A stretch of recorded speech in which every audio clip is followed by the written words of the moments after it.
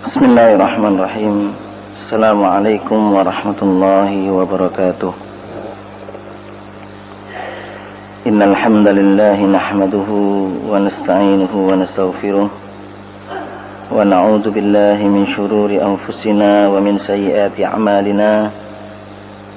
May yahdihillahu fala mudilla lahu wa may yudlil fala hadiya lahu. Ashhadu an la ilaha illallah wahdahu la syarika lahu wa ashhadu anna Muhammadan abduhu wa rasuluh sallallahu alaihi wa ala alihi wa sahbihi wa sallama tasliman katsira. Amma ba'd, fa inna asdaqal hadithi kitabullah wa khairal hadi hadi Muhammadin sallallahu alaihi wasallam wa syarral umuri muhdatsatuha wa kullu muhdatsatin bid'ah wa kullu bid'atin dhalalah wa kullu dhalalatin finnar. Ikhwani ma'asyiral muslimin rahimakumullah. Kita masih diperkenankan oleh Allah Subhanahu wa taala untuk melaksanakan salah satu ketaatan kepada Allah, salat jamaah di Masjid Mujahidin yang mulia ini. Kemudian kita menyimak beberapa kalam Allah wa kalam Rasul sallallahu alaihi wasallam yang tersaji dalam kitab Al-Jawabul Kafi liman sa'ala anid-dawa asy-syafi, atau disebut pula ad-da' wad-dawa.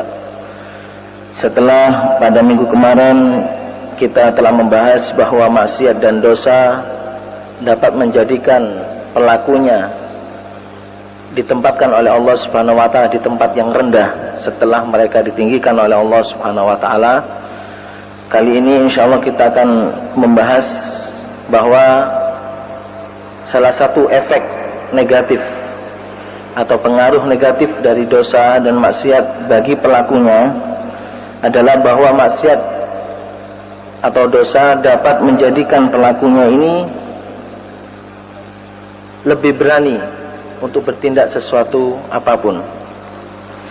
Di sini Syekhul Islam Ibnu Qayyim rahimahullah mengatakan wa min uqubatiha, di antara akibat-akibat atau pengaruh buruk dari dosa dan maksiat, annaha tujri 'alal 'abdi ma lam yakun yajtari 'alaihi min asnafil makhluqat.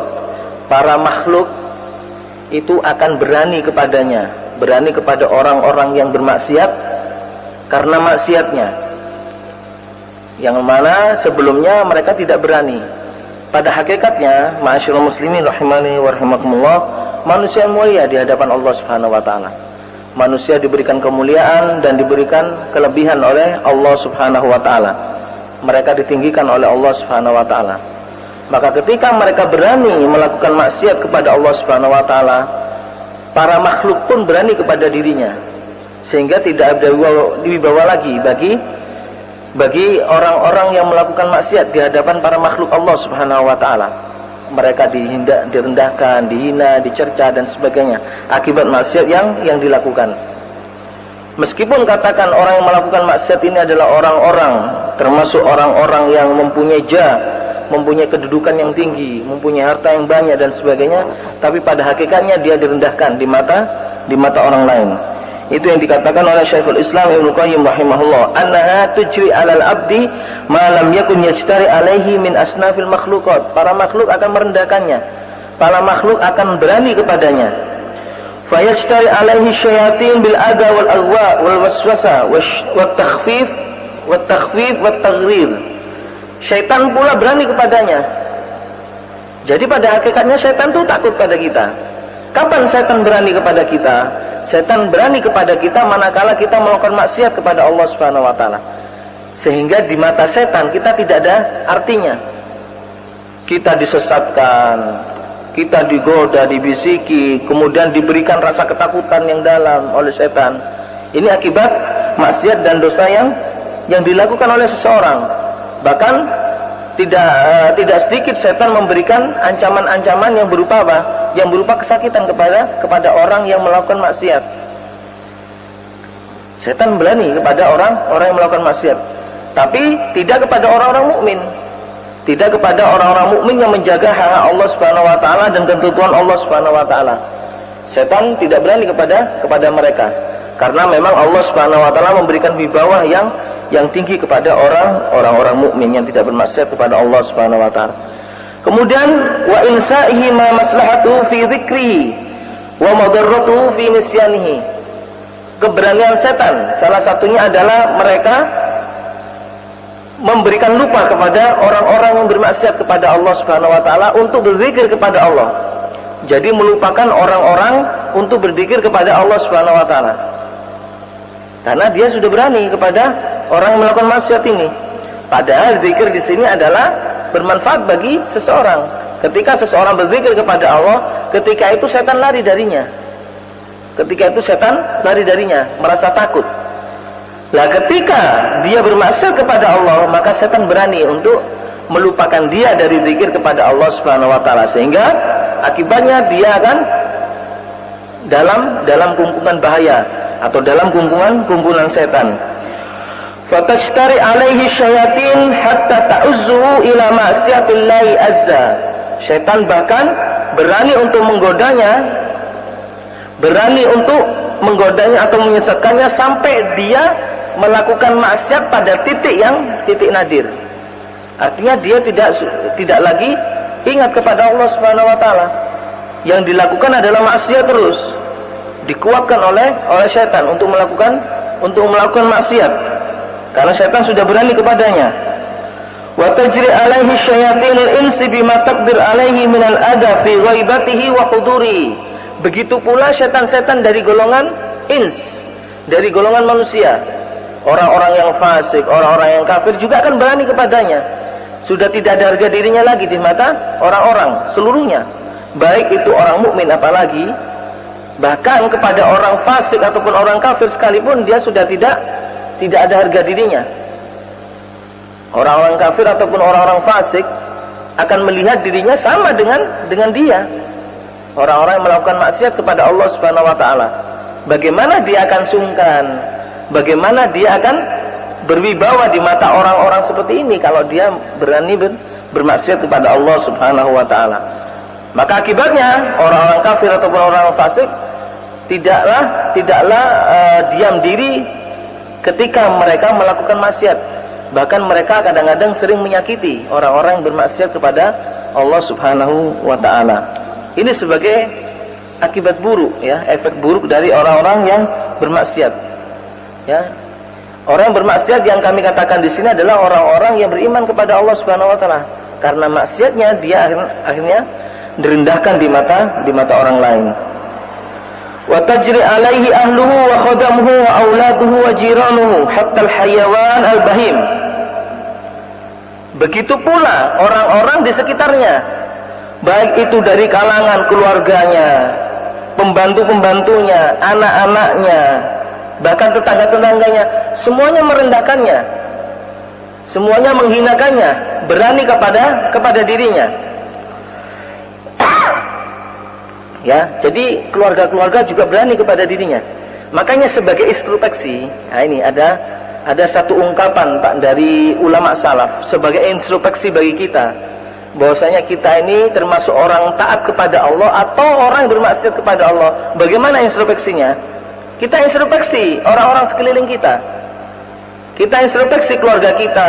Bahkan kita introspeksi hewan kita yang kita tunggangi. Apakah dia berani kepada kita? Kalau dia atau kalau mereka itu berani kepada kita, ketahuilah bahwa kita ini termasuk orang yang bermaksiat kepada Allah Subhanahu wa taala. Maka sesegera mungkin kita bertaubat kepada Allah Subhanahu wa taala. Makanya dikatakan oleh para ulama salaf, anni la'asillaha, sesungguhnya aku bermaksiat kepada Allah. Fa'arifu dzalika fi khuluqi imraati wa dabbati. Aku tahu bahwasanya aku bermaksiat kepada Allah itu dari apa? Dari akhlaknya atau dari perilaku orang-orang sekelilingku, baik itu dari istriku atau keluargaku, bahkan dari hewan yang aku tunggangi. Jadi perilaku mereka itu menunjukkan bahwasanya aku itu bermaksiat kepada Allah Subhanahu wa taala. Artinya kalau mereka berani, ya, kalau mereka berani kepada kita, maka ketahuilah kita telah bermaksiat kepada Allah Subhanahu wa taala. Karena di mata mereka, bahkan di mata hewan pun, kita itu tidak ada artinya manakala kita bermaksiat kepada Allah Subhanahu wa taala. Makanya di dalam sebuah hadis yang sahih pernah disebutkan bahwasanya Allah Subhanahu wa taala mempunyai hudud, mempunyai batasan-batasan. Fala tudayyi'uha, janganlah kita melampaui batasan-batasan Allah Subhanahu wa taala. Batasan-batasan Allah Subhanahu wa taala kalau kita lampaui, maka akibatnya seperti ini. Orang-orang akan merendahkan kita, orang-orang akan meremehkan kita, bahkan tidak sedikit dari mereka yang akan berani kepada kita. Karena kita telah berani kepada Allah Subhanahu wa taala. Wa kadzalika tajri alaihi awliyaul amr bil uqubah allati addalu fiha wa aqamu 'alaiha al hudud. Begitu pula para waliul amr, para pemimpin-pemimpin kita. Kalau kita bermaksiat kepada Allah Subhanahu wa taala, para pemimpin kita tidak segan-segan untuk berani kepada kita, bahkan melancarkan kepada kita satu hukuman. Bahkan kita salah sedikit saja di mata mereka melancarkan hukuman yang berat, hudud yang berat. Ini sebagai efek dari kita bermaksiat kepada Allah Subhanahu wa taala. Kalau kita kaji lagi, ma'asyiral muslimin rahimani wa rahimakumullah, bagaimana kehidupan para salafus saleh ridwanullah alaihim. Mereka mempunyai wibawa yang tinggi, ya. Bukan hanya di mata manusia, bahkan di mata para pemimpin mereka mempunyai wibawa yang tinggi. Al-Imam Asy-Syafi'i, coba kita lihat, dengan umur yang sebelia itu, beliau sudah menjadi imam dan dihormati oleh masyarakat sekitar itu, bahkan dihormati oleh pemimpin ketika itu. Kita lihat pemuka-pemuka Islam, mereka dihormati karena ilmunya, karena ketawaduannya, karena ketaatannya kepada Allah Subhanahu wa taala. Begitu pula ketika mereka bermaksiat kepada Allah Subhanahu wa taala, bagaimana hukumah? Bagaimana pemerintah akan berani kepada mereka? Orang-orang Khawarij, ya, ini sebagai contohnya. Orang-orang Khawarij yang bermaksiat kepada Allah Subhanahu wa taala, yang sering mengkafirkan orang-orang muslim. Bagaimana efeknya? Orang-orang muslim berani pada mereka, sehingga mereka berusaha untuk membunuh orang-orang Khawarij. Bahkan ada perintah Rasulullah SAW untuk membunuh mereka. Bahkan pemimpin pun, ya, ikut andil dalam membunuh mereka. Ini sebagai efek sebenarnya, sebagai efek balik di mana karena mereka bermaksiat kepada Allah Subhanahu wa taala. Kalaupun mereka menjadi orang yang taat kepada Allah Subhanahu wa taala, menjaga aturan, menjaga hudud, menjaga hak Allah Subhanahu wa taala, tidaklah mungkin mereka akan berbuat berani seperti itu kepada orang-orang yang melakukan ketaatan kepada Allah Subhanahu wa taala. Ini adalah salah satu yang harus dimaklumi, maklumun minad dini bid-darurah. Ini harus dimaklumi di dalam masalah agama ini. Jadi jangan disalahkan ketika orang-orang berani kepada kita. Makanya kita harus introspeksi kepada diri kita. Kenapa orang ini berani kepada kita? Bahkan orang terdekat kita, kalau dia berani kepada kita, kita harus introspeksi kepada diri kita sendiri. Kenapa diri kita ini? Apakah kita telah bermaksiat kepada Allah Subhanahu wa taala? Maka sesegera mungkin kita bertaubat kepada Allah Subhanahu wa taala. Wa tajri alaihi nafsuhu fatasta'sid alaihi wa tas'ub alaihi. Jiwa kita pun akan berani kepada diri kita kalau kita bermaksiat kepada Allah Subhanahu wa taala. Maka jiwa kita ini merasa buas. Jiwa kita merasa buas, merasa seperti singa yang sedang menerkam kalau kita bermaksiat kepada Allah Subhanahu wa taala. Falau arada li khairin lam tutawwi'hu wa lam tanfut alaihi. Ini aplikasi dari jiwa yang berontak, yang berani kepada orang yang bermaksiat kepada Allah. Ketika jiwa ini ingin melakukan kebaikan, maka jiwa ini menolaknya. Ini sudah salah satu sikap beraninya jiwa kepada orang-orang atau kepada orang-orang yang bermaksiat kepada Allah Subhanahu wa taala. Bal tasuqu ila ma fiha laku. Sebaliknya, jiwa ini akan senantiasa menggiring orang yang bermaksiat ini untuk terus bermaksiat kepada Allah Subhanahu wa taala. Kalau diarahkan kepada kebaikan, mereka enggan. Mereka tidak mau mentaati. Bahkan mereka senantiasa menggiring orang yang melakukan maksiat ini untuk melakukan maksiat yang lebih dari itu. Ini yang dinamakan al-nafsul ammaru bisu. Nafsu yang senantiasa mendorong manusia untuk melakukan keburukan. Kalau seseorang sudah mempunyai nafsu seperti ini, ma'asyiral muslimin, sulit untuk dikendalikan. Kalau tidak dia betul-betul bertaubat kepada Allah Subhanahu wa taala dengan taubatan nasuha, dia akan sulit untuk mengendalikan hawa nafsunya. Sulit mengendalikan nafsu yang ada di dalam dirinya, karena nafsu ini mempunyai tabiat mempunyai tabiat yang selalu mendorong manusia ini ke arah keburukan yang tidak diridhoi oleh Allah Subhanahu wa taala. Lain dengan orang yang mempunyai nafsul mutmainnah. Ini kebalikannya 180 derajat. Nafsul mutmainnah ini adalah nafsu yang tenang. Yang tenang dengan ketaatan kepada Allah Subhanahu wa taala. Bahkan nafsunya ini, jiwanya ini akan mendorong manusia itu untuk terus taat kepada Allah Subhanahu wa taala. Nah, maka dari itu, ma'asyiral muslimin rahimani wa rahimakumullah, kita introspeksi dari sini juga, ya. Ketika kita juga introspeksi dari orang-orang sekeliling kita, kita juga introspeksi dari jiwa kita. Kalau jiwa kita ini, ya, kok sering mendorong kita itu untuk melakukan suatu kemaksiatan. Kok enak ketika kita melakukan kemaksiatan. Ada dorongan dari batin kita, jiwa kita untuk melakukan kemaksiatan. Maka introspeksilah, ada apa di dalam diri kita. Mungkin kita telah bermaksiat kepada Allah Subhanahu wa taala, sehingga perlu kiranya kita bertaubat kepada Allah Subhanahu wa taala. Wadzalika, kata Syekhul Islam Ibnu Qayyim, wadzalika li anna ta'ata hisnur rabbi tabaraka wa ta'ala alladzi man dakhalahu kana minal aminin. Itu karena hal itu terjadi karena ketaatan itu adalah benteng kita atau benteng Rabb, benteng Tuhan kita tabaraka wa ta'ala, yang mana kalau ketaatan itu masuk ke dalam jiwa kita, maka kita menjadi orang yang aman. Adakah orang yang melakukan ketaatan kepada Allah kemudian dia merasa dirinya terkekang, atau merasa dirinya atau merasa jiwanya ini tidak enak dan sebagainya? Tidak. Seseorang kalau melakukan ketaatan kepada Allah, jiwanya akan merasa tenang. Inilah yang dimaksud an-nafsul mutmainnah, jiwa yang tenang, yang akan dikembalikan nanti oleh Allah Subhanahu wa taala dan ditempatkan oleh Allah Subhanahu wa taala di tempat yang tertinggi.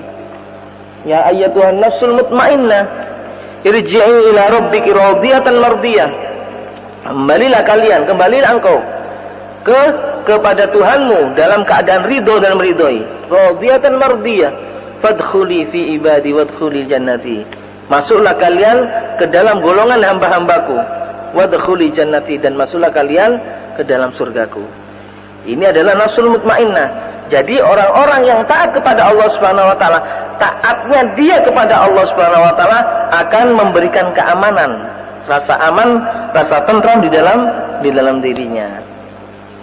Walaupun katakan ya, dunia ataupun masyarakat sekitarnya ini merasa mencibir dia ketika dia melakukan ketaatan kepada Allah, kemudian ada cibiran-cibiran dari orang-orang yang tidak beragama. Ada cibiran orang-orang yang bermaksiat kepada Allah Subhanahu wa taala, tapi dia merasa tenang, jiwanya merasa tenang. Karena yang menjadi efek dari dia atau yang menjadi tujuannya adalah keridhaan Allah Subhanahu wa taala, bukan keridhaan manusia. La yakhafuna laumata laim, dia tidak mereka tidak takut cemoohan atau celaan dari orang-orang mencela. Itu salah satu sifat orang-orang mukmin, ya. Jadi orang-orang mukmin ini tidak takut dengan celaan orang-orang yang mencela. Karena mereka menganggap celaan orang-orang bercela ini tidak berarti. Yang berarti adalah Allah Subhanahu wa taala. Selama dia taat kepada Allah, selama dia takut kepada Allah Subhanahu wa taala, maka bagaimanapun keadaan manusia ketika itu, maka mereka merasa tenang. Hatinya merasa tenang. Fa idza faraqal hisnu ishtara alaihi qattariq wa ghairuhum. Maka ketika ketaatan itu sudah tidak ada, jadi sebagai gantinya adalah maksiat kepada Allah Subhanahu wa taala, ishtara alaihi qattariq, bahkan orang-orang perampok di jalan ini akan berani kepada dirinya. Perampok di jalanan akan berani kepada dirinya karena ketaatan sudah tidak ada lagi. Suatu ketika ada satu kisah, dan ini disebutkan dalam kitab-kitab ulama salaf, bahwa pernah ada seseorang yang mempunyai kuda. yang mempunyai kuda tunggangan. Tidak tahunya kuda ini menjadi ganas, menjadi buas. Sulit untuk dia kendalikan kuda ini. Maka tatkala ada seseorang yang soleh, ya, yang orang yang alim menghampiri kuda ini, kemudian kuda ini tunduk kepada orang ini. Sampai heran orang yang pemilik kuda ini, kenapa dia kok bisa tunduk kepadamu? Kalau kata orang Jawa, kok bisa lulut kepadamu? Padahal aku yang memiliki kuda ini, aku yang bertahun-tahun dengan kuda ini dan sebagainya. Maka orang ini mengatakan, coba perhatikan diri kamu. Apakah kamu telah bermaksiat kepada Allah Subhanahu wa taala sehingga kudamu ini berani kepadamu? Coba perhatikan dirimu, apakah engkau telah bermaksiat kepada Allah Subhanahu wa taala sehingga kudamu ini berani kepadamu? Maka dia introspeksi, dia pernah bermaksiat kepada Allah Subhanahu wa taala. Sehingga ketika kejadian itu dia langsung bertobat kepada Allah dan kembali pada semula. Kudanya nurut kepada dirinya. Ini salah satu efek balik, ma'asyiral muslimin, ya. Jadi jangan kita heran ketika di dunia kita ataupun di samping-samping kita, orang-orang terdekat kita, bahkan ya hewan-hewan merasa buas ketika bertemu dengan kita. Kita harus introspeksi diri. Mungkin kita telah bermaksiat kepada Allah Subhanahu wa taala. Maka di sini dikatakan wa ala hasabi ijtira'ihi ala ma'asillah yakunu ijtira'u hadhil afat wan nufusu alaihi. Begitu besarnya dia berani untuk melakukan maksiat kepada Allah, begitu besar pula orang-orang sekelilingnya akan berani kepada dirinya. Begitu besar pula akibat-akibat atau bencana-bencana yang akan menghampiri dirinya. Karena sesungguhnya orang yang bermaksiat kepada Allah ini adalah cerminan bahwa orang ini berani kepada Allah. Itu intinya sebenarnya, ma'asyiral muslimin. Orang yang bermaksiat kepada Allah adalah orang yang berani kepada Allah. Sehingga ketika dia berani kepada Allah, maka orang akan berani kepada dirinya. Allah akan merendahkannya. Kalau dia takut kepada Allah, maka dia tidak akan bermaksiat kepada Allah Subhanahu wa taala dan orang-orang akan segan kepadanya. Orang-orang akan takut kepadanya, segan kepadanya. Segan karena dia taat kepada Allah, segan karena ilmunya dan sebagainya. Walaysa syai'un yaruddu anhu fa inna dzikrallahi wa ta'atihi aw wa ta'atahu was-shadaqatu wa irsyadul jahil wal amru bil ma'ruf wan nahyi 'anil munkar wiqayatun taruddu 'alal abdi. Jadi di sini dikatakan oleh Syekhul Islam Ibnu Qayyim, tidak ada sesuatu yang dapat menghalangi orang ini atau menghalangi orang-orang untuk berani kepada dirinya manakala dia bermaksiat kepada Allah Subhanahu wa taala. Kemudian beliau menyebutkan sesungguhnya zikir kepada Allah, ketaatan kepada Allah, bersedekah, kemudian memberitahu orang-orang yang bodoh atau memberikan pencerahan kepada orang-orang yang bodoh, amar ma'ruf, menyuruh kepada yang ma'ruf, wan nahyu 'anil munkar, dan mencegah dari yang munkar adalah salah satu benteng yang dapat membentengi seorang hamba untuk tidak berani kepada dirinya. Jadi kalau manakala orang ini bersedekah, ya, manakala orang ini taat kepada Allah, manakala orang ini berzikir kepada Allah, mau memberikan nasihat kepada orang-orang yang tidak mengetahui, kemudian memerintahkan kepada yang ma'ruf dan mencegah dari yang mungkar, maka orang ini akan dilindungi oleh Allah Subhanahu wa taala dari orang-orang yang berani kepada dirinya. Orang-orang akan sungkan kepada dirinya. Wa bimanzilatil quwwa allati taruddul marad wa tuqawimuhu fa idza saqatil quwwah ghalaba waridul maradi wa kana al halak. Maka manakala seseorang ini kuat di dalam hal ini untuk amar ma'ruf nahi mungkar, untuk melakukan ketaatan kepada Allah, untuk zikir kepada Allah Subhanahu wa taala, maka penyakit-penyakitnya ini akan hilang. Yaitu penyakit maksiat. Makanya dikatakan maksiat itu adalah penyakit. Karena ini yang dapat menyakiti seseorang. Seseorang yang melakukan maksiat ini adalah orang yang sakit. Ya, orang yang sakit. Perlunya dia dikarantina. Kalau sakitnya terlalu kronis, dia telah harus dikarantina sebelum dia bertobat kepada Allah Subhanahu wa taala. Fa inna mujibat as-sayyi'at wal hasanat tadafi yakunul hukm lil ghalib kama taqaddam. Nah, ini dikatakan oleh Syekhul Islam Ibnu Qayyim. Di dalam kehidupan kita itu terdapat dua hal. As-sayyi'at wal hasanat. Ada keburukan, ada kebaikan. Ada keburukan, ada kebaikan. Seseorang itu kehidupannya di antara dua hal ini. Maka kata Syekhul Islam Ibnu Qayyim Al-Jauziyah, di mana di antara kedua hal ini yang lebih besar, ya, yang lebih banyak yang dia lakukan, maka dia akan cenderung kepadanya. Maka dia cenderung kepadanya. Kita tidak menafikan, masyaallah muslimin, bahwasanya kita ini adalah manusia. Iya, kita manusia.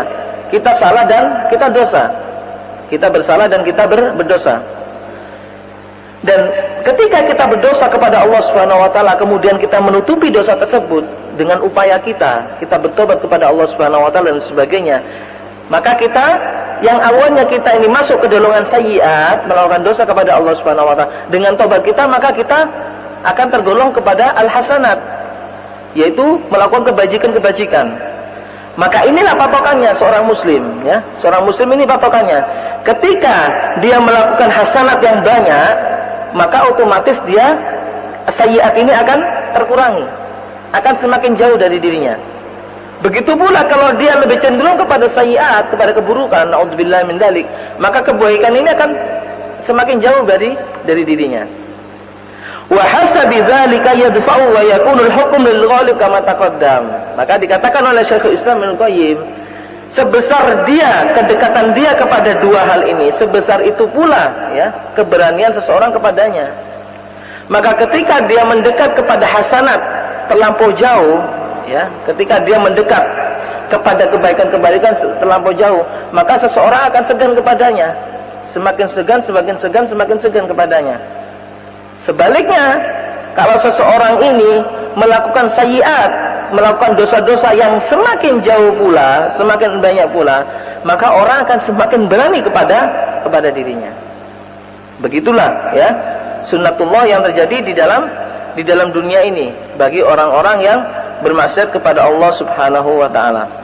Maka dari itu ma'asyiral muslimin rahimani wa rahimakumullah, sesungguhnya orang-orang beriman, ya, yang menjadi pembela bagi orang-orang beriman itu adalah amalnya, amal soleh kepada Allah Subhanahu wa taala.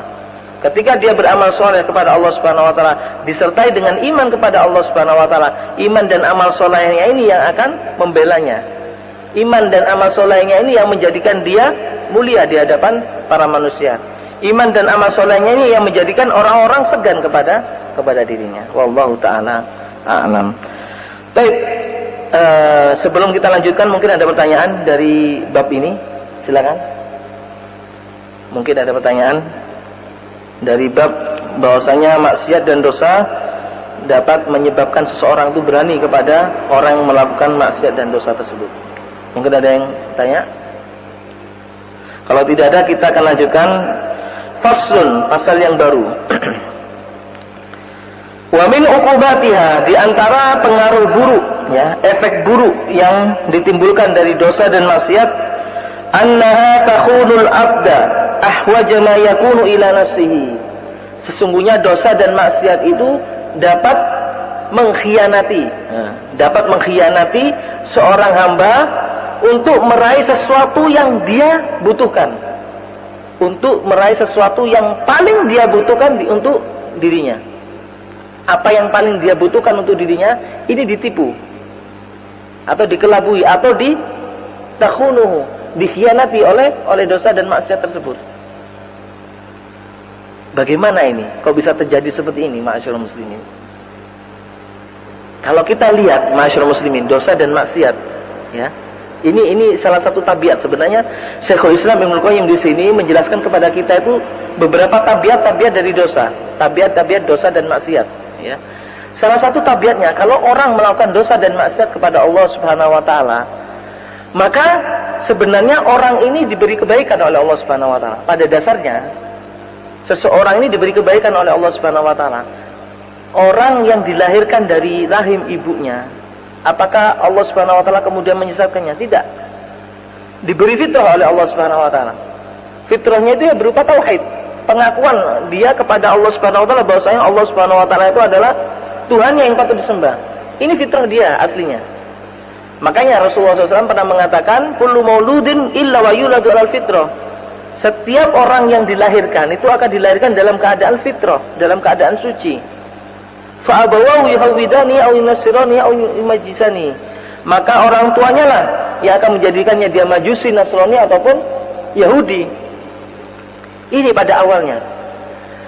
Ketika mereka bermaksiat kepada Allah Subhanahu wa taala, maka maksiat ini akan apa? Akan mengkhianatinya. Yang seharusnya dia melakukan sesuatu yang ini, yang seharusnya dia melakukan hal ini agar dia mencapai kebahagiaan dari Allah Subhanahu wa taala, maka dengan maksiat yang dia lakukan, maksiat ini akan menghalangi dia untuk sampai kepada sesuatu yang bermanfaat bagi dirinya ini. Bahkan menipunya, bahkan mengkhianatinya. Makanya dikatakan oleh Syekhul Islam Ibnu Qayyim, fa inna kulla ahadin muhtaj ila ma'rifati ma yanfa'uhu wa ma yadurruhu fi ma'ashihi wa ma'adihi. Pada hakikatnya seluruh manusia ini merasa butuh untuk mengetahui apa yang bermanfaat bagi dirinya dan apa yang berbahaya bagi dirinya, baik itu di dalam penghidupannya di dunia ataupun baik untuk penghidupannya ketika dia di akhirat. Kita merasa butuh dalam hal ini. Kalau dalam kata lain, kita itu butuh ilmu.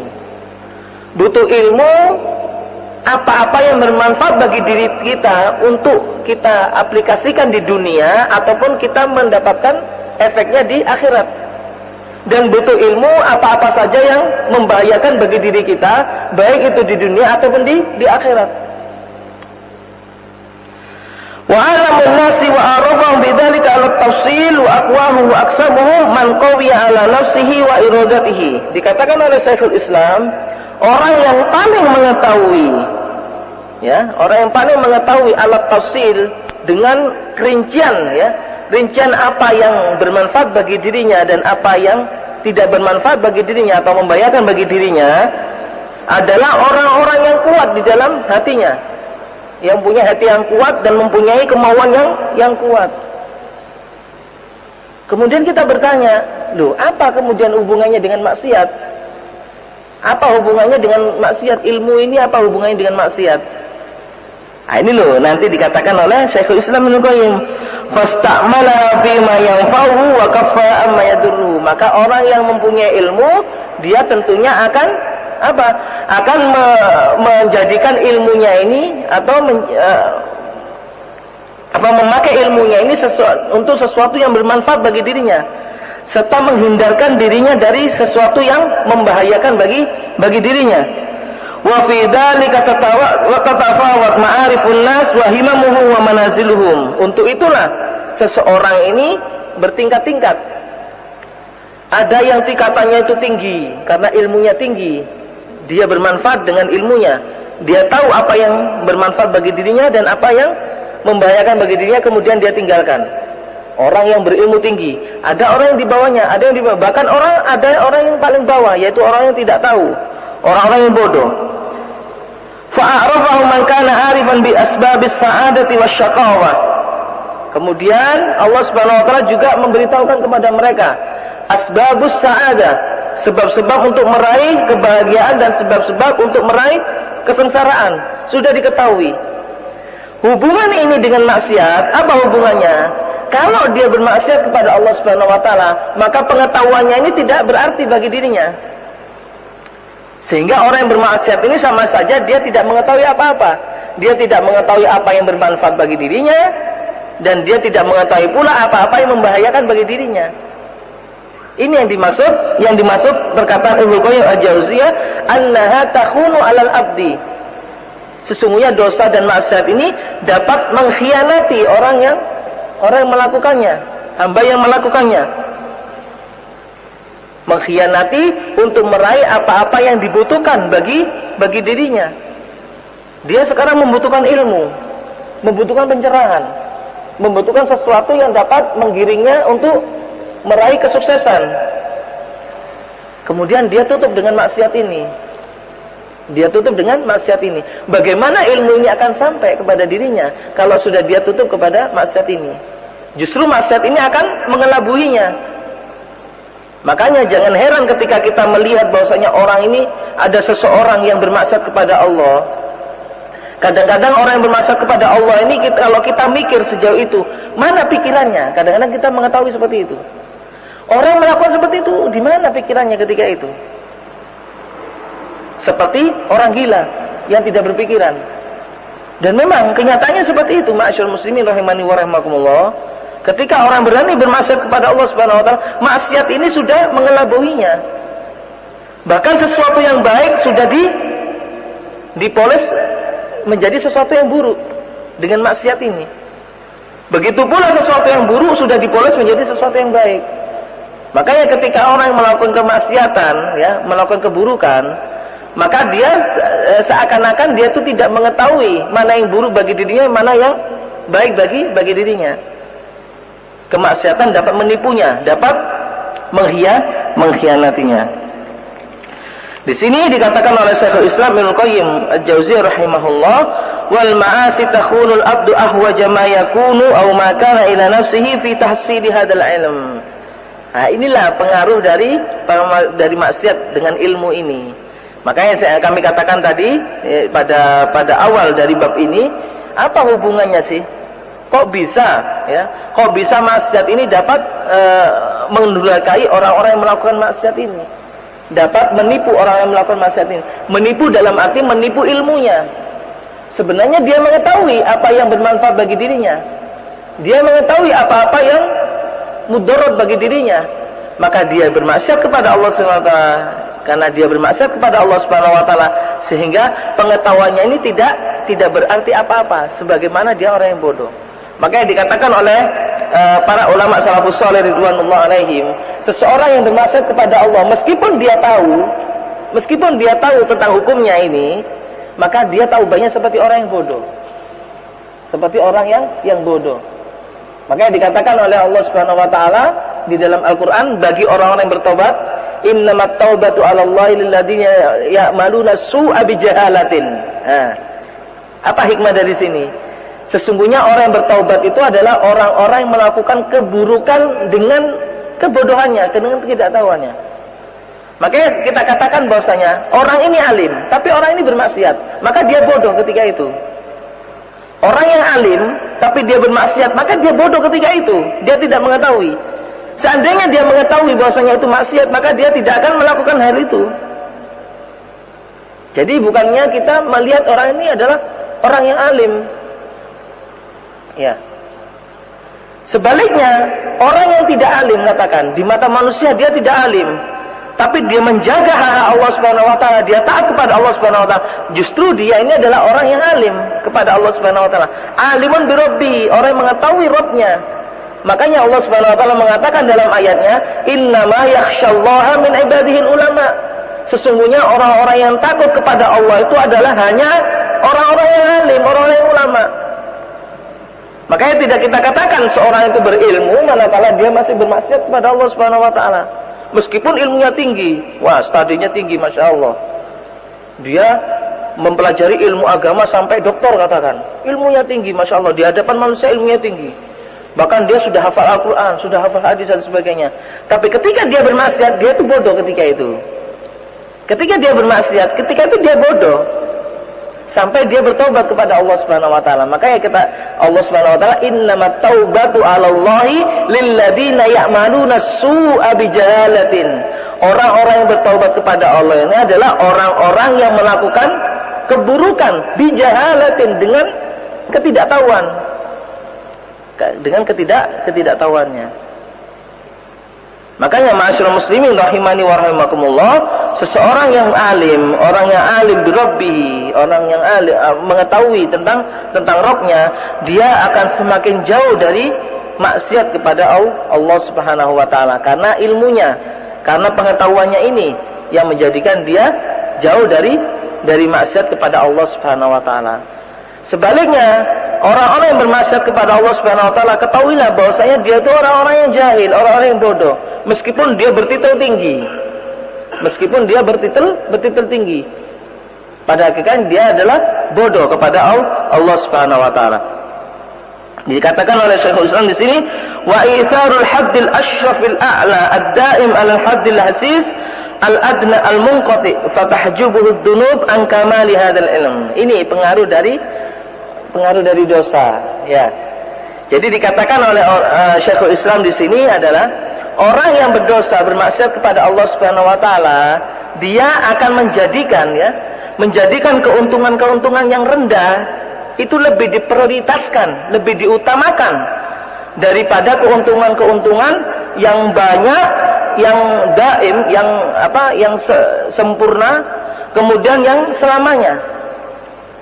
Keuntungan duniawi dia kejar, tapi keuntungan ukhrawi yang mana hal ini adalah kekal, dia tinggalkan. Dia mendahulukan keuntungan duniawi. Ini adalah gambaran orang-orang yang bermaksiat kepada Allah Subhanahu wa taala.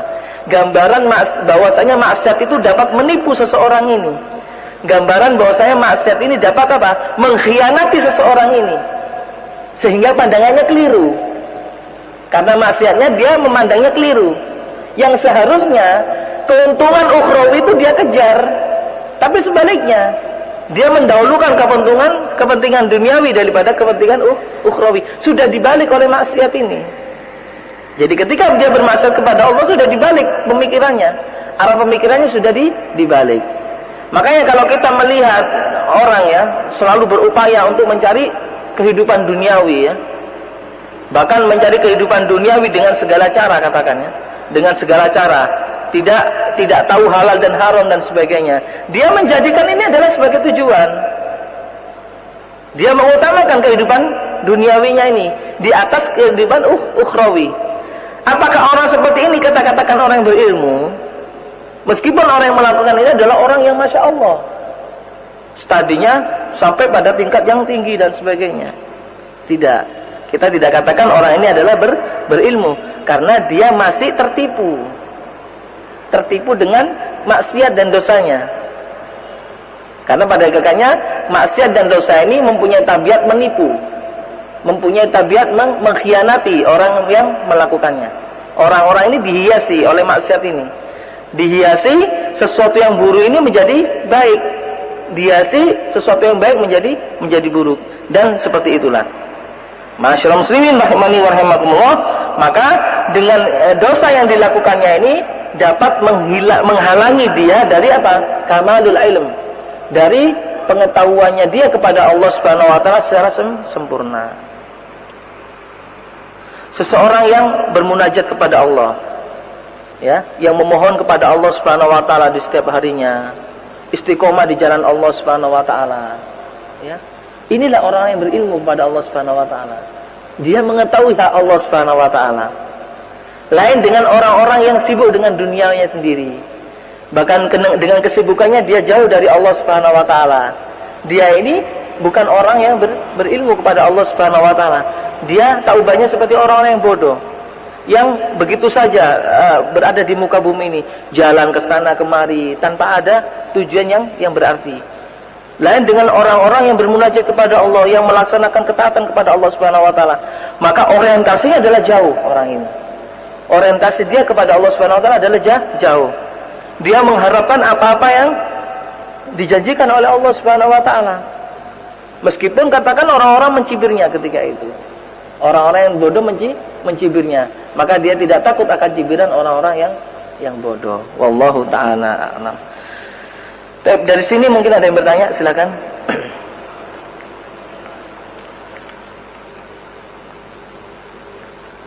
Ya, silakan.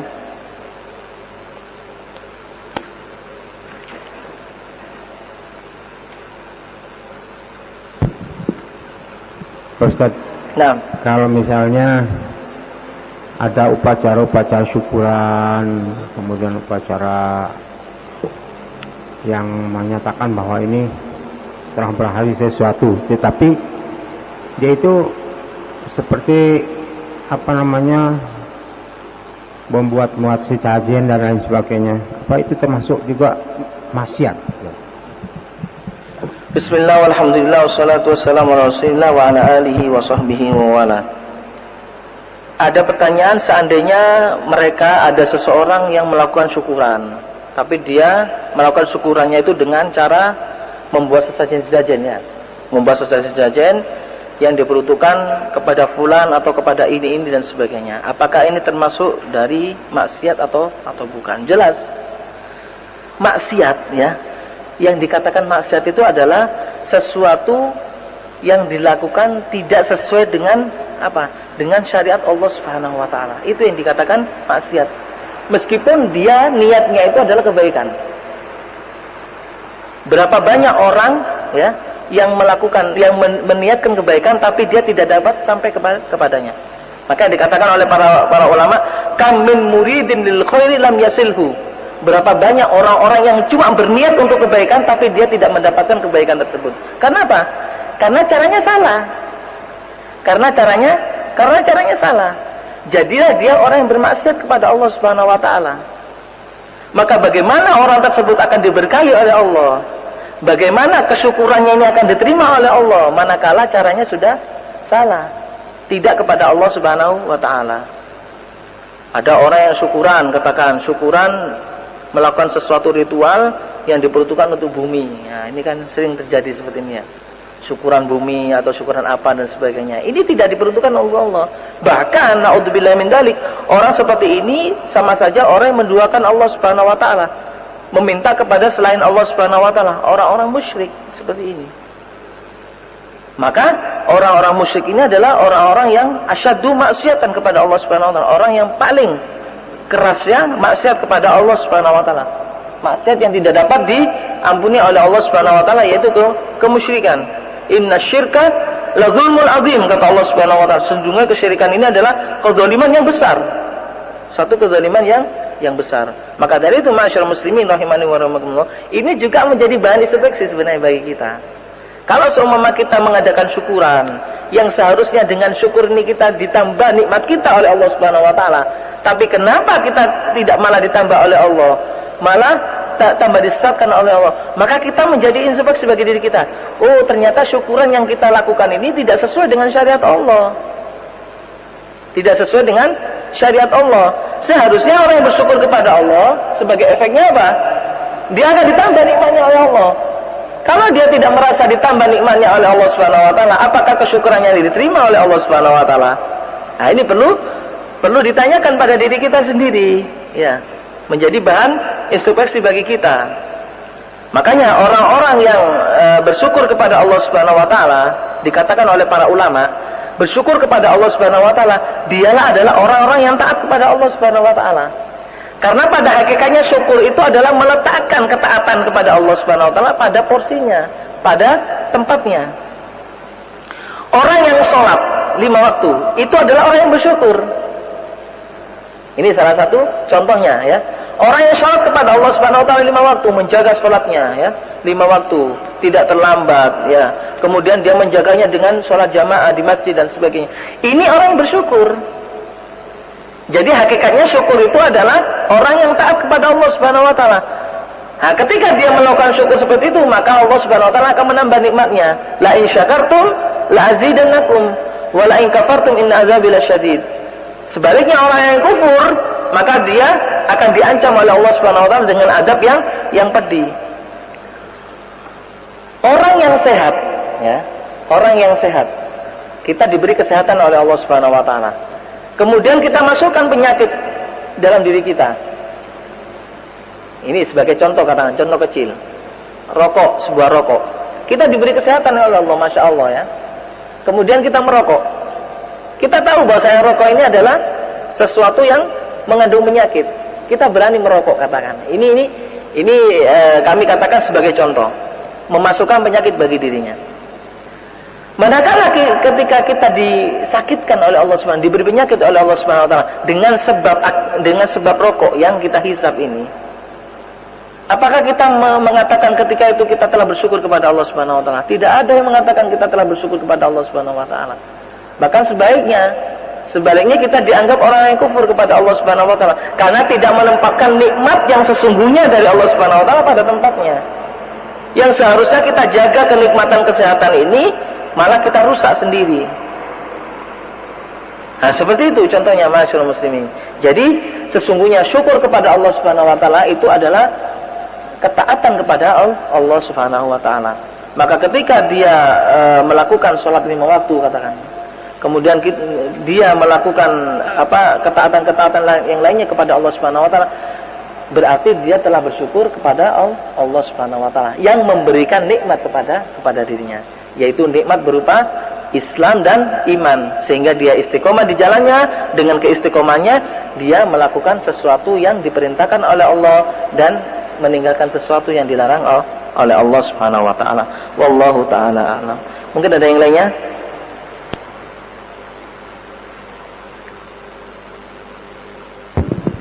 Ustaz, mengenai ini Ustaz, suap, korupsi ya. Ya. Itu apa seorang itu yang dikatakan pegawai itu khususnya untuk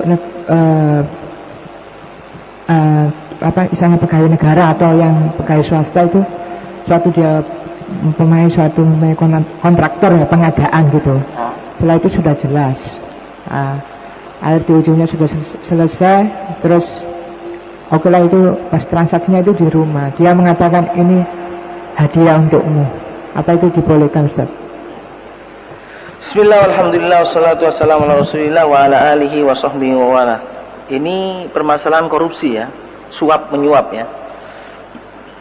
Kita juga harus pandai dalam hal ini menyikapi antara hadiah ya, hadiah pemberian, yang dimaksud hadiah ini adalah pemberian, dengan suap ya, dengan suap. Sebenarnya ada karangan ulama yang menyebutkan di sini.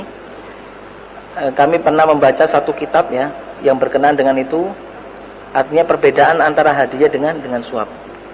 Sebenarnya perbedaan yang mendasar antara kedua hal ini adalah simpel ya, sederhana.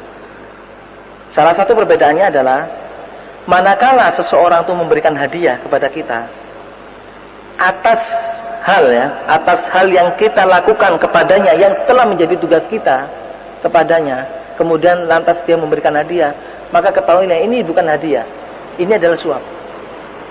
Contohnya, kita bekerja di dalam satu instansi katakan. Instansi ini bergerak dalam bidang apa katakan? Dalam bidang tulis menulis surat. Tulis menulis surat. Artinya dia melayani tulis menulis surat katakan. Ya, seperti itu. Seseorang datang meminta jasa ini. Tolong tuliskan saya surat ini dan sebagainya. Dia sudah menulis. Kemudian sebagai bentuk terima kasih orang ini, ya. Kemudian orang ini memberikan sejumlah uang kepada dirinya. Terima kasih Pak, ini saya memberikan hadiah pada Bapak. Soalnya Bapak sudah memberikan satu jasa kepada saya dan sebagainya. Ketahui ini adalah suap. Ini yang dimaksud suap. Karena tulis menulis ini sudah menjadi haknya, sudah menjadi kewajibannya. Maka tidak perlu lagi dia diberi uang dari orang tersebut, karena dia sudah digaji dari tugas atau kewajibannya ini. Lain hanya dengan hadiah ini tidak berkenaan dengan apapun. Contohnya, dia bertugas menjalani tugas sebagai tulis menulis surat katakan, seperti tadi. Dia telah bertugas seperti itu, kemudian ada orang yang minta tolong. Sudah tidak ada maksud apa-apa, sudah selesai tugasnya dan sebagainya. Kemudian ada orang lain datang kepada dirinya. Orang lain kepada dirinya datang. Tahu-tahu orang ini memberikan hadiah kepadanya. Pak, saya simpati pada Anda, saya memberikan hadiah. Karena saya lihat Anda ini dedikasi kerjanya tinggi sekali. Tapi orang yang memberi hadiah ini adalah orang yang tidak bersangkutan langsung dengan dirinya. Jadi dia, orang yang memberikan hadiah ini tidak merasa dia itu berutang jasa kepada dirinya. Cuma dia itu kok salut dengan orang ini, dengan dedikasinya yang tinggi, dengan kedisiplinannya, dengan amanahnya dan sebagainya, dia salut. Sehingga membuat dirinya ini ingin memberikan hadiah kepada orang ini. Saya salut dengan Anda karena Anda itu berdedikasi tinggi, menjalankan amanat dan ini dan sebagainya. Saya memberikan hadiah ini kepada Anda. Ini adalah hadiah yang diperbolehkan. Makanya ma'asyiral muslimin rahimani wa rahimakumullah, sesungguhnya hadiah yang dimaksud hadiah ini biasanya tidak bersangkutan dengan tugas-tugas yang telah dibebankan pada dirinya. Kalau masih berkenaan dengan tugas-tugas yang berbeban pada dirinya, berarti ketahuilah itu adalah bukan hadiah, itu adalah suap menyuap. Apapun namanya, itu adalah suap menyuap yang diharamkan oleh Allah Subhanahu wa taala. Hal ini banyak terjadi di instansi-instansi pemerintah, seperti instansi kelurahan, kecamatan dan sebagainya. Cuma karena nulis KTP saja ya. Karena nulis KTP saja kemudian kita memberikan sejumlah uang. Sebenarnya tidak usah kita memberikan sejumlah uang. Karena hal ini bisa jadi kita sudah mendorong dia untuk melakukan praktek suap menyuap. Tidak usah. Karena menulis KTP dan sebagainya itu menjadi tugasnya dia, menjadi kewajibannya dia. Pegawai kelurahan, pegawai kecamatan dan sebagainya. Kita tidak usah memberikan hal ini. Kalaupun dia memaksa untuk meminta sesuatu dari kita dengan sejumlah uang atas hal ini, maka kita boleh melaporkan hal ini. Nah, ini yang dimaksud suap menyuap yang tidak diperbolehkan di dalam Islam. Kecuali kalau hal itu sudah termasuk administrasi. Ya, ini lain lagi. Contohnya, orang yang mengurus KTP katakan ya, mengurus KTP sudah ada ketentuannya. Dia akan dikenakan administrasi sebesar ini sebagai ganti fotokopi atau sebagai ganti ini dan sebagainya. Maka dia harus membayar administrasi tersebut. Ini bukan suap menyuap karena sudah jelas ya ketentuannya, sudah jelas aplikasinya. Sebagai ganti biaya cetak atau sebagai ganti dari apa istilahnya laminating dan sebagainya. Ini sudah jelas ketentuannya, atau sebagai ganti dari kertas yang dibuatnya untuk menulis dan sebagainya. Tapi kalau hal yang pengaruhnya dengan jasa, maka hal ini termasuk dari jasa atau dari hal suap menyuap yang dilarang di dalam Islam. Wallahu taala a'lam. Mungkin sudah jelas ya. Maksud saya itu biarpun pegawai itu pemerintah swasta sama ya. Sama. Ya, ini sebagai contoh saja. Kita tidak berbicara antara apakah itu pegawai pemerintah ataupun pegawai swasta, tidak ya. Jadi apapun hal itu yang menjadi tugasnya, setelah dia melakukan tugasnya kemudian orang memberikan apresiasi kepadanya atas tugasnya itu, padahal tugasnya itu telah digaji oleh instansinya tersebut, baik itu instansi pemerintah ataupun swasta, maka ketahuilah itu adalah suap menyuap. Ya. Itu adalah suap menyuap. Seperti tadi yang dicontohkan kontraktor. Kontraktor ini tugasnya sudah jelas seperti ini. Nah, ketika dia selesai melakukan tugasnya, kemudian ada orang yang memberi sejumlah uang atas apresiasi dari tugasnya ini, maka kita tolak hal ini. Ini adalah suap menyuap. Ini adalah suap menyuap yang berhubungan langsung dengan tugas yang kita lakukan, dengan kewajiban yang kita lakukan. Sudah jelas ya, masyarakat muslimin. Jadi bedakan antara hadiah dengan suap menyuap. Seperti ya, orang yang menjadi pemimpin, ini pemimpin ini yang biasanya sering terjadi dalam hal ini. Pemimpin supaya meluruskan tendernya. Ya. Orang ini mungkin izin kepada pemimpin ini melakukan atau membangun sebuah tender. Demi melancarkan tendernya, maka pemimpin ini diberi sejumlah uang. Ini adalah juga suap menyuap supaya lancar akibatnya. Secara lancar nanti jalannya, mulus ya jalannya. Ini adalah juga suap menyuap. Makanya di dalam sebuah buku dikatakan bahwasanya sebaiknya seorang pemimpin tidak menerima pemberian apapun dari seseorang. Baik itu pemberian yang berhubungan langsung dengan tugasnya atau pemberian yang tidak berhubungan langsung dengan tugasnya, maka sebaiknya dia meninggalkan hal ini semua. Karena di sini sifatnya sudah syubhat. Bisa jadi orang memberi ini ada maunya. Katakan ada seseorang yang ujuk-ujuk memberikan hadiah kepada dirinya. Kita seorang pemimpin, ada seseorang yang ujuk-ujuk memberikan hadiah kepada dirinya. Pak, ini saya berikan ini dan sebagainya. Otomatis pada suatu saat lagi nanti ketika orang ini mempunyai hajat pada dirinya, maka pemimpin ini tidak enak untuk melakukan sesuai dengan apa yang telah menjadi ketentuannya, karena orang ini telah berjasa pada diri kita. Makanya kita tidak diperbolehkan selama kita menjadi pemimpin, maka kita tidak diperbolehkan menerima apapun ya pemberian dari bawahan kita, baik itu yang berhubungan dengan tugas kita langsung atau tidak berhubungan dengan tugas kita langsung. Karena ini sudah berbuah syubhat bagi diri kita, subhat di dalam pekerjaan kita. Wallahu taala a'lam. Ada yang lainnya? Iya. Satu lagi ya. Ini bukan pertanyaan, cuma pendapat saya menurut Ustaz benar atau enggak. Ketika doa itu Allahumma inni as'aluka ilmu nafi'an, ilmu yang bermanfaat, itu apa maksudnya? Keinginan kita memperoleh ilmu itu dan bisa melaksanakan, apakah itu ya, Mas? Iya. Tentunya ketika kita berdoa kepada Allah Subhanahu wa taala, Allahumma inni as'aluka ilman nafi'an wa rizqan thayyiban halalan nafi'an dan sebagainya, itu adalah keinginan agar kita melakukan ilmu tersebut sesuai dengan apa yang diperintahkan oleh Allah Subhanahu wa taala. Ilmu yang akan mengantarkan kita untuk sesuatu yang bermanfaat bagi kita, ilmu yang menghalangi kita untuk melakukan sesuatu yang membahayakan bagi diri kita. Seperti itu. Bukan hanya ilmu yang kita ketahui saja di otak kita, tidak. Jadi ilmu dengan aplikasinya, ilmu dengan amalannya. Orang yang berilmu itu adalah orang yang beramal, bukan hanya ilmu yang ada di dalam otak saja. Ya. Jangan salah paham kita mengatakan bahwasanya orang ini berilmu karena dia pinter otaknya dan sebagainya. Tidak. Orang yang berilmu itu adalah orang yang beramal. Makanya ilmu dan amal tidak bisa dipisahkan. Ilmu dan amal tidak bisa dipisahkan. Di dalam agama Islam, ilmu dan amal tidak bisa dipisahkan. Karena orang yang beramal itu adalah orang yang berilmu. Makanya Al-Imam Bukhari rahimahullah pernah meletakkan satu bab al-ilmu qabla al-ilmu qabla al-amal. Mengetahui dulu sebelum beramal. Karena ketika dia beramal, maka dia itu telah berilmu. Tidak mungkin dia melakukan sesuatu tanpa ilmu. Seperti itu. Begitu juga ketika orang berilmu, tidak mungkin kita katakan dia berilmu kalau tidak melakukan apa-apa. Mana kita tahu dia itu berilmu kalau dia tidak melakukan apa-apa. Kita mengetahui orang yang berilmu kalau dia itu telah beramal. Oh, dia ini berilmu. Berarti dia itu ilmunya tinggi karena dia menjaga hak Allah Subhanahu wa taala. Nah, seperti itu, wallahu taala a'lam. Sudah.